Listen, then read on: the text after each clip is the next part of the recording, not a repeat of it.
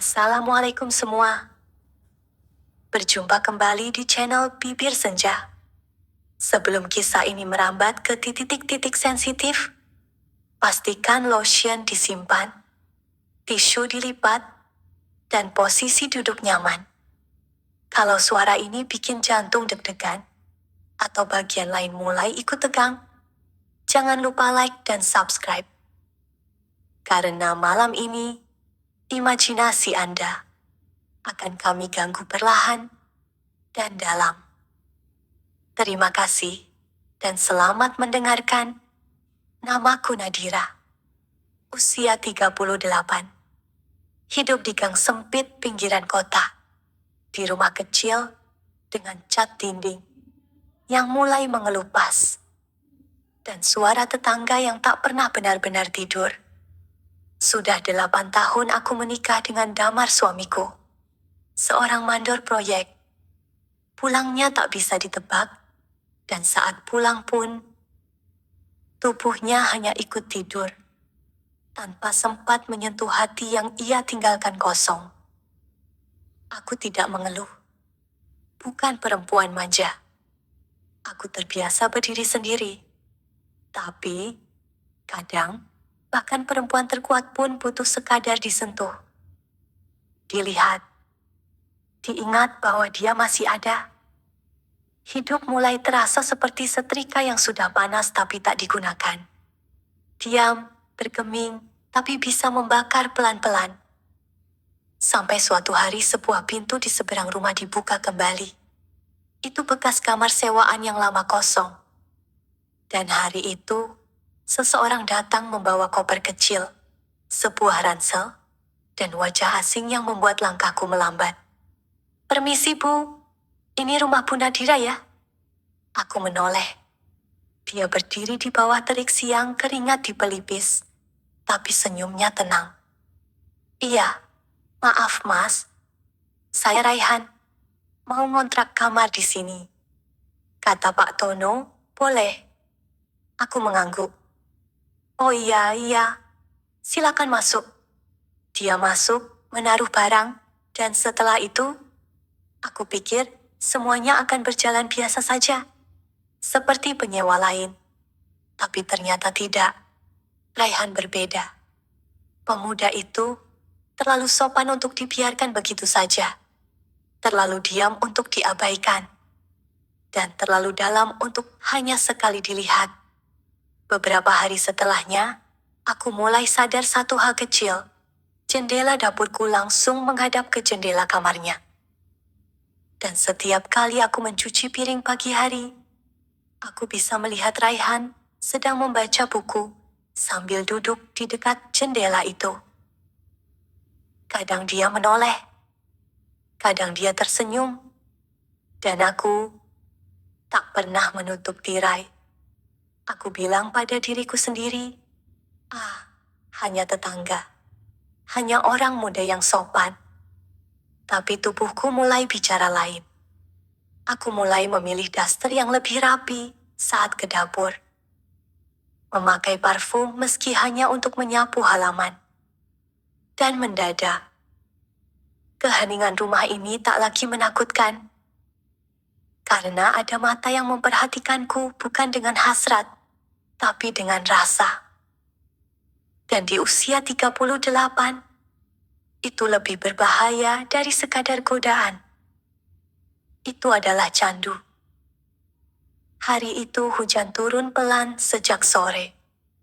Bukan hujan deras, hanya rintik-rintik malas yang membasahi genteng dan membuat udara terasa seperti selimut dingin. Damar belum pulang, seperti biasa. Katanya, proyek di luar kota molor.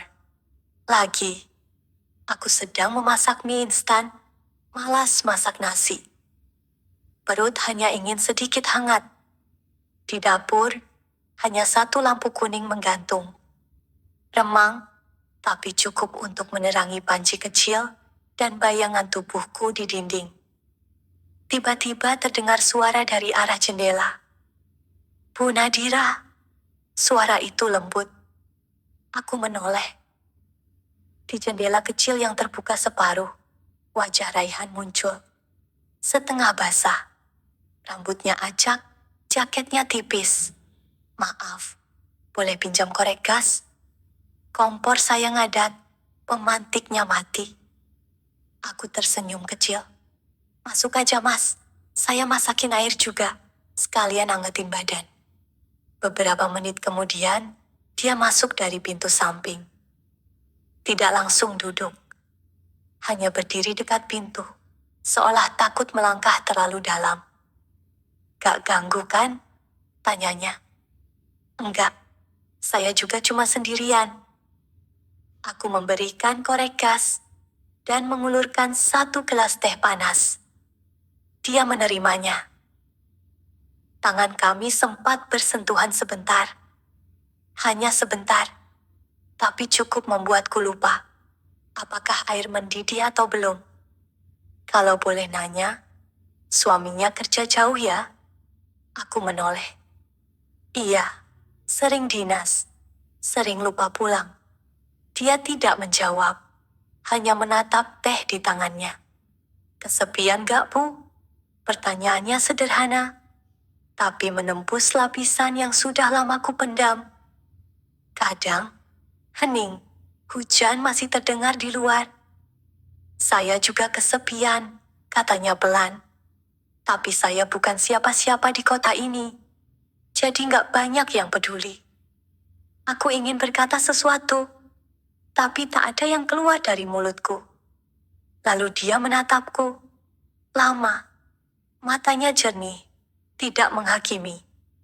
Dan entah kenapa, aku tidak berpaling. Bu Nadira. Iya?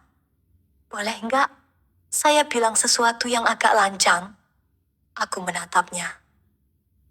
Jantungku berdegup pelan tapi kuat. Silakan. Ibu kelihatan cantik malam ini.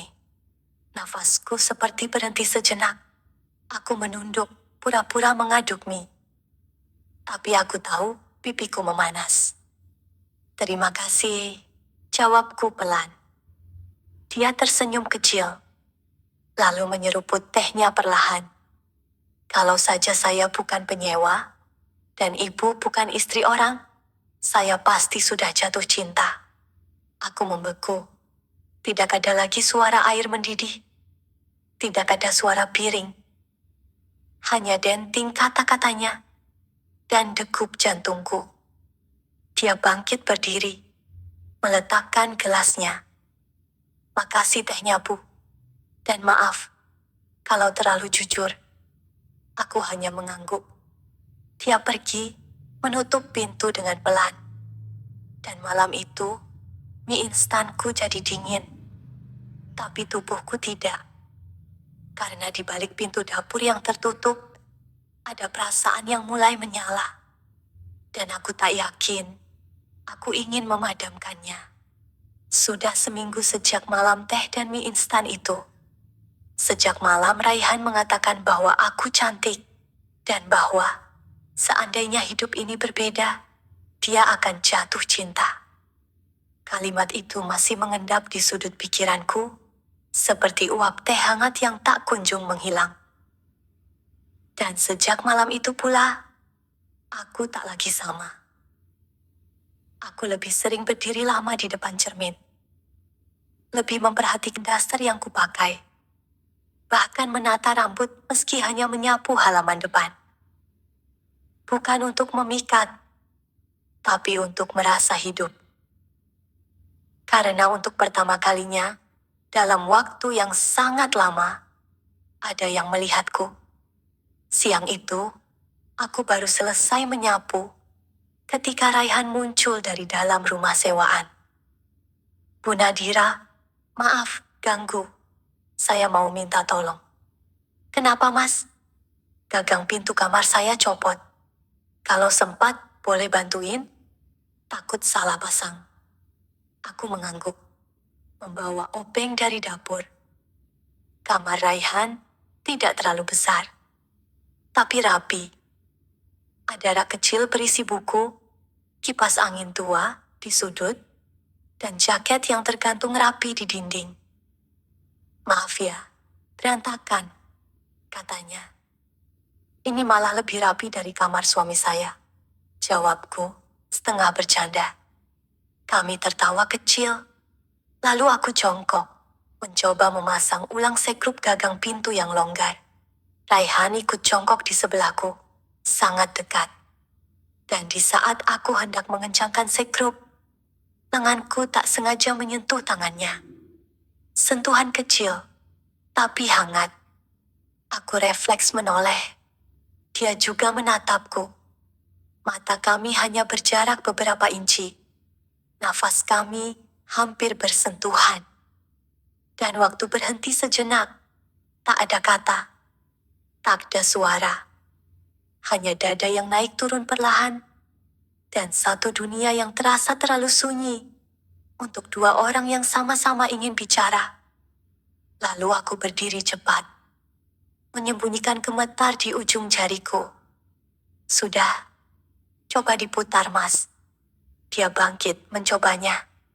Gagang pintu kembali normal. Makasih ya, Bu, katanya. Aku mengangguk. Tapi sebelum aku benar-benar keluar dari kamarnya, dia bicara lagi. Tangan ibu dingin. Aku berhenti. Tapi tak menoleh. Gak apa-apa, Mas. Biasa. Rumah ini memang dingin kalau siang. Tapi hatiku tahu, itu bukan karena cuaca. Itu karena sentuhan kecil tadi. Terlalu jujur untuk dilupakan. Hujan datang lagi malam itu. Deras. Langit seolah membuka luka yang lama disimpan. Aku sedang duduk sendiri di ruang tengah. Lampu mati sejak 1 jam lalu. Listrik padam. Kota kami memang sering begitu. Sedikit angin, sedikit air, lalu gelap. Lilin menyala di atas meja. Bayangannya menari-nari di dinding. Aku duduk diam, mendengar suara rintik hujan di genteng. Tidak ada suara dari kamar suami, karena memang tidak ada suami di sana. Damar sedang di luar kota. Entah kota mana kali ini, dan entah kapan kembali. Tiba-tiba, pintu belakang diketuk pelan. Tok, tok. Aku mendekat, membuka pelan. Di sana, berdiri Raihan. Rambutnya basah, kaosnya melekat pada tubuhnya. Bu Nadira, maaf. Gelap banget di kamar. Saya takut salah injak barang. Boleh duduk di sini sebentar? Aku diam, lalu mengangguk pelan. Masuk. Dia duduk di lantai, bersandar ke dinding dekat meja makan. Aku duduk beberapa meter darinya. Tapi lilin yang sama menyinari kami berdua. Lama kami hanya diam, tapi itu bukan diam yang dingin. Itu diam yang penuh. Lalu Raihan bicara pelan. Boleh saya jujur? Aku menoleh. Saya suka cara ibu diam. Aku mengerutkan dahi. Maksudnya, ibu diam. Tapi saya merasa didengar. Bahkan kalau saya nggak ngomong apa-apa. Aku menunduk. Jantungku terasa lebih cepat dari biasanya. Mas Raihan, saya tahu ini nggak seharusnya. Tapi, sejak hari itu, sejak di dapur malam itu, saya nggak bisa tidur sama. Aku menggenggam jari-jariku sendiri. Hujan di luar semakin deras. Lilin mulai meleleh ke sisi meja. Apa yang Mas cari dari saya? Dia tidak langsung menjawab. Lalu perlahan, dia berdiri. Mendekat, tapi tidak terlalu dekat. Saya nggak tahu, tapi kalau boleh memilih, saya cuma ingin duduk di sini. Di rumah yang dingin. Dengan perempuan yang bisa membuat saya merasa cukup. Aku menatapnya. Mata itu jujur dan bahaya. Perlahan, aku menggeser dudukku. Tidak menjauh, justru lebih dekat. Kalau kamu duduk di sini hanya untuk merasa cukup, kataku pelan, maka kamu harus tahu, saya sendiri tidak pernah merasa utuh. Dan malam itu, kami tidak bersentuhan. tidak saling peluk. Tapi Raihan duduk tepat di sampingku. Kami hanya berbagi sunyi. Sunyi yang tidak menyakitkan. Dan dalam gelap itu, untuk pertama kalinya, aku merasa tidak sendiri. Sejak malam gelap itu, aku tahu segalanya sudah berubah. Raihan tak lagi menjadi penyewa kamar yang lewat dan sekadar menyapa. Ia menjadi sesuatu yang hadir, tidak keras, tidak tergesa, tapi nyata. Pagi itu, aku menyapu halaman depan. Daster yang kupakai tak terlalu terbuka, tapi angin pagi membuatnya menempel ke tubuh. Di seberang, Raihan duduk di bangku kayu kecil, membaca buku atau pura-pura membaca. Karena beberapa kali matanya naik, menatapku. Lama. Aku tahu tatapan itu. Bukan tatapan tak sopan, tapi tatapan lelaki yang ingin bicara tanpa suara. Aku tidak memalingkan wajah. Aku biarkan, tapi yang tidak aku sadari, di seberang gang, seseorang juga sedang melihat. Mira, tetangga 2 rumah dari kami. Perempuan tajam mata dan cepat lidah. Pagi, Bu Nadira, sapanya dari pagar. Pagi Bu Mira. Rajin banget ya nyapu pagi-pagi. Jadi seger dilihat. Senyumannya manis. Tapi nadanya dingin. Apalagi kalau disapunya sambil dilihatin anak muda ya Bu. Tambahnya cepat sebelum masuk ke dalam rumahnya. Aku terdiam. Jantungku berdenyut tak beraturan. Dia melihat. Atau curiga. Aku masuk ke rumah. Buru-buru menutup pintu. Siangnya, Raihan datang ke dapur. Membawa sepiring gorengan. Saya beli tadi Bu. Biar ada teman ngopi. Aku menatapnya, ragu. Bu Mira, lihat kita tadi pagi. Kataku pelan. Dia terdiam. Maksud ibu? Dia menyindir. Soal nyapu. Soal dilihat anak muda. Raihan menarik kursi, duduk. Kita nggak ngapa-ngapain Bu. Tapi mata orang nggak but bukti. Mereka hanya butuh alasan untuk bicara. Hening. Dia menyodorkan piring ke arahku. Makan dulu Bu. Gorengannya masih hangat. Aku menatap piring itu. Lalu matanya. Aku ambil satu. Kalau semua ini terbongkar Mas. Kamu siap? Dia menunduk. Yang saya takutkan bukan terbongkar Bu. Tapi kalau ibu malah menjauh. Kata-katanya menghantamku seperti petir yang jatuh tanpa suara. Karena di antara semua yang harus kupertahankan, yang paling kutakutkan memang bukan suami, bukan tetangga, bukan reputasi. Tapi kehilangan satu-satunya orang yang membuatku merasa dilihat kembali. Suatu malam, listrik kembali padam. Hujan turun pelan. Tidak deras, tapi cukup untuk membuat jendela kamar berembun. Suamiku masih di luar kota. Katanya, proyek diperpanjang. Aku duduk di ruang tengah. Lilin kecil menyala di atas meja rotan. Kaos tipes dan daster longgar menempel di kulit karena lembab. Saat itulah, pintu belakang diketuk pelan. Tok, tok, tok. Aku tahu suara itu. Aku tahu langkah kakinya. Aku membuka pelan. Raihan berdiri di sana, membawa satu termos dan 2 gelas plastik. Saya buat jahe tadi. Sayang kalau diminum sendiri. Aku tersenyum kecil. Masuk. Kami duduk di ruang tengah. Lilin jadi satu-satunya cahaya. Bayangan kami menari-nari di tembok seperti cerita yang tidak ingin selesai. Sudah mulai dingin ya malam-malam begini, katanya sambil menuangkan air jahe. Dingin sudah biasa, jawabku. Yang lebih menyakitkan itu, sunyi. Dia diam. Saya juga sering takut sama sunyi, Bu.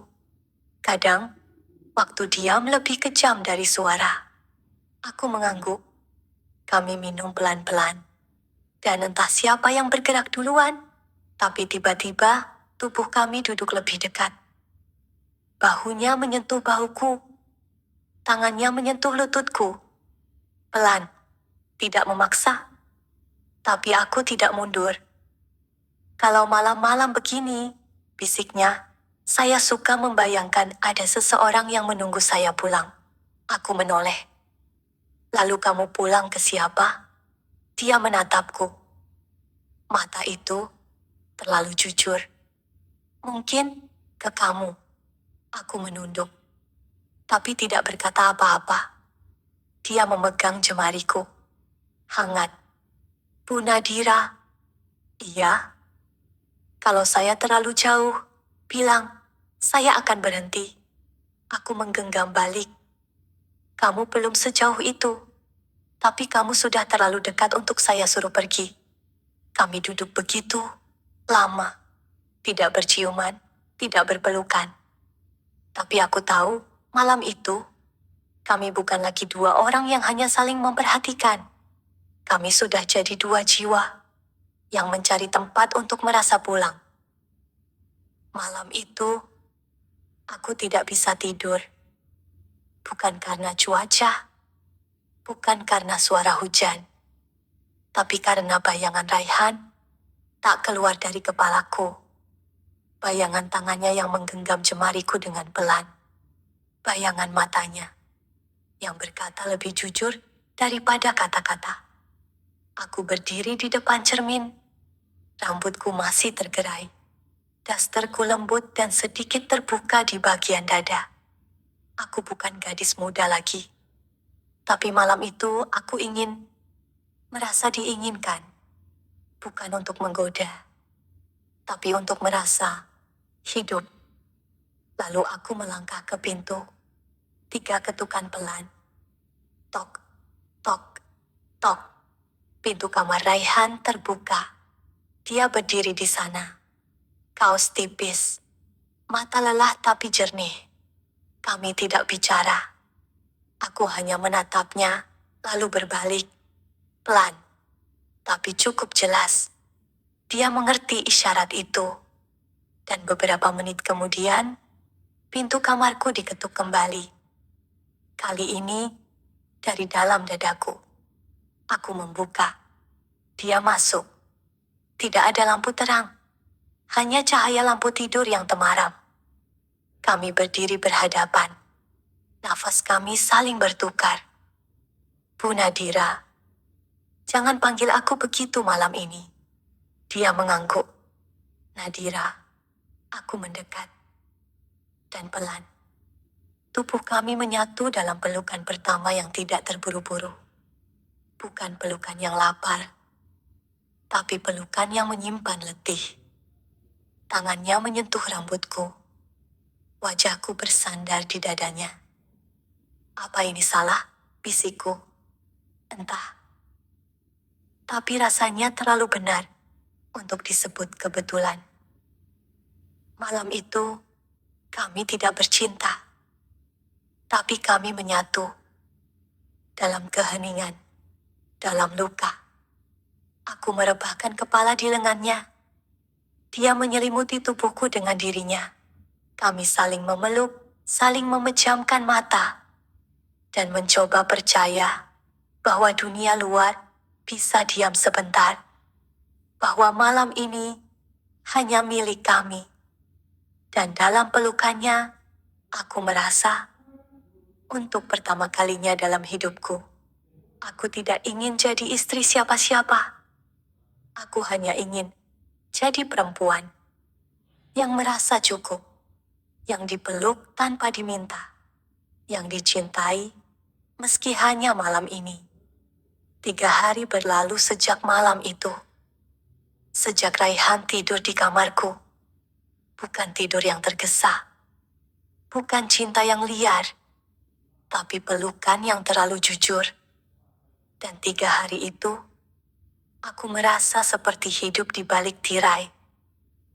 Kami saling mencuri waktu. Sarapan sambil pura-pura tak saling kenal. Bertemu di dapur tanpa menyentuh. Tapi di mata kami, semua sudah terlanjur nyata. Pagi itu, aku keluar rumah dengan rambut digerai dan daster lembut warna pastel. Raihan sedang menyiram tanaman di halaman kontrakannya. Kami hanya saling melirik, tak bicara.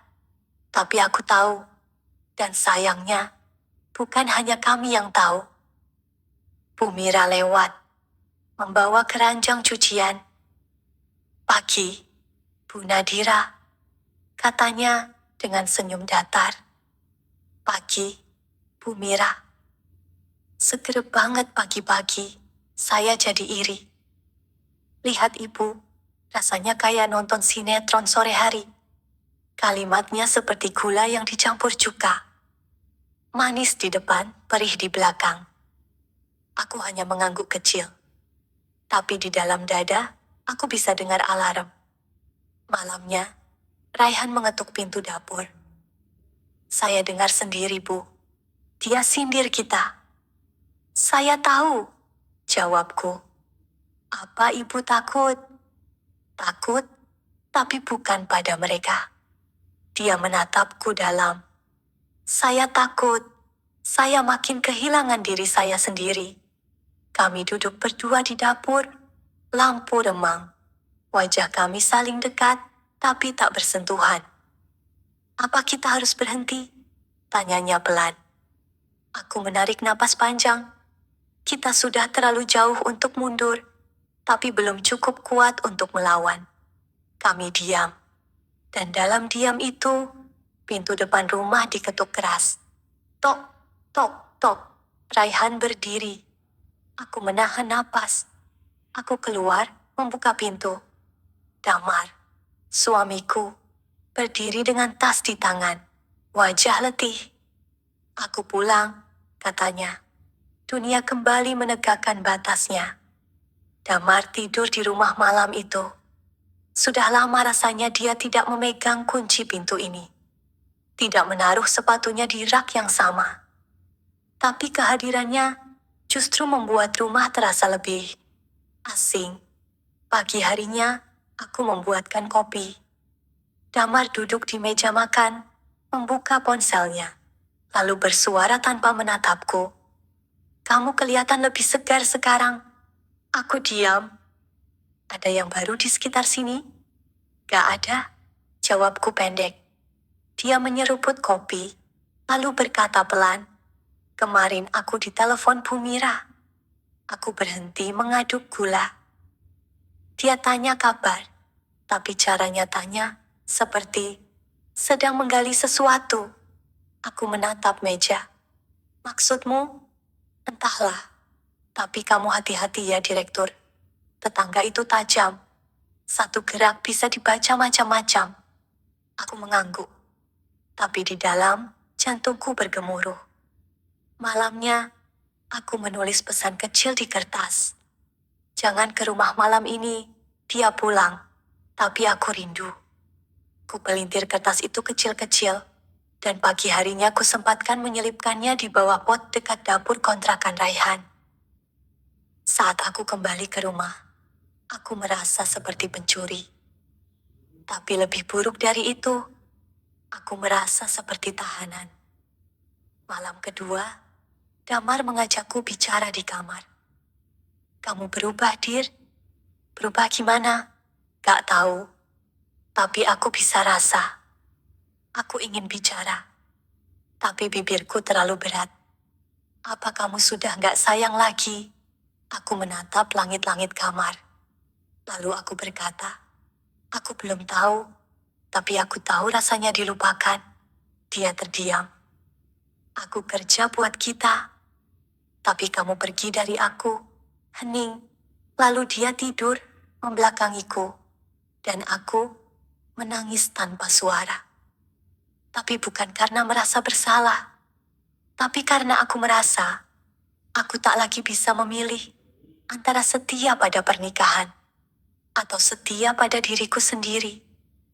Dini hari, saat Damar terlelap, Aku keluar ke dapur, menatap jendela kecil yang menghadap kamar Raihan. Tak ada cahaya, tak ada suara. Tapi di sana, aku tahu ada seseorang yang sama gelisahnya dengan aku. Dan dalam sunyi itu, aku bisikan pelan entah ke siapa, entah ke udara. Tunggu aku sebentar lagi, aku akan kembali. Hari itu langit mendung.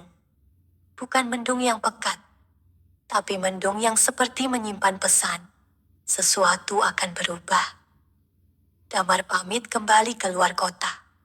Katanya, proyek baru dimulai.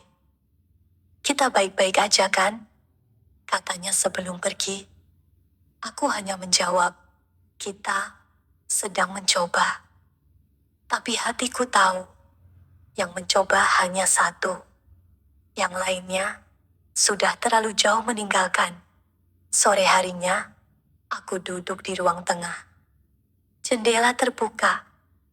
Angin membawa aroma tanah basah. Raihan berdiri di depan rumah kontrakannya.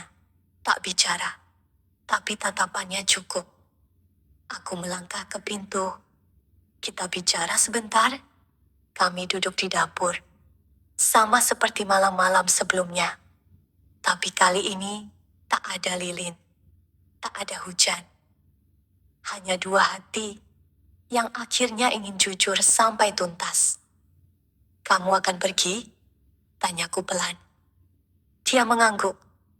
Kontrakanku habis minggu ini. Aku sudah ditawari tempat tinggal lain, agak jauh. Aku menatap cangkir kosong di meja. Kamu marah? Tidak, aku cuma sedih. Dia menyentuh jemariku. Kita tidak salah karena jatuh cinta, Nadira. Tapi kita salah karena berharap cinta ini bisa tinggal. Aku menarik napas panjang. Aku akan tetap tinggal di sini, bukan karena damar, tapi karena ada bagian dari diriku yang belum selesai. Dia mengangguk. Aku tahu. Dan aku akan pergi bukan karena menyerah, tapi karena tahu kita harus utuh dulu, baru bisa saling menyentuh lagi. Hening. Lalu dia berdiri. Aku titip satu hal. Apa? Kalau suatu hari nanti kamu berdiri di jendela dan melihat seseorang menatapmu dari jauh, mungkin itu aku. Tapi saat itu, aku tak akan meminta apa-apa. Aku hanya ingin tahu, kamu masih hidup sebagai dirimu sendiri. Aku tidak menangis. Karena cinta yang benar tidak memaksa untuk tinggal. Ia hanya ingin tahu bahwa orang yang dicintainya baik-baik saja. Malam itu, aku duduk di tempat tidur, memeluk bantal yang dulu sering menjadi tempat Raihan bersandar. Aku tidak menyesal. Aku juga tidak bangga. Tapi aku tahu, dalam satu fase hidupku, aku pernah dicintai bukan sebagai istri orang, bukan sebagai ibu rumah tangga, bukan sebagai perempuan baik-baik, tapi sebagai Nadira yang bernapas, yang diinginkan, yang dilihat dan dianggap cukup. Dan untuk itu, aku akan selalu berterima kasih pada lelaki di balik jendela, yang datang tanpa rencana, tapi pergi dengan membawa separuh hatiku. Pesan moral. Cerita ini adalah tentang cinta yang lahir di ruang yang salah, tapi datang di saat yang tepat. Tentang perempuan yang terlalu lama diam, dan akhirnya memilih untuk melihat dirinya sendiri sebelum dilihat orang lain. Dan tentang keberanian mencintai lalu melepaskan, demi sesuatu yang lebih dalam dari sekadar kebersamaan, harga diri, dan keutuhan jiwa.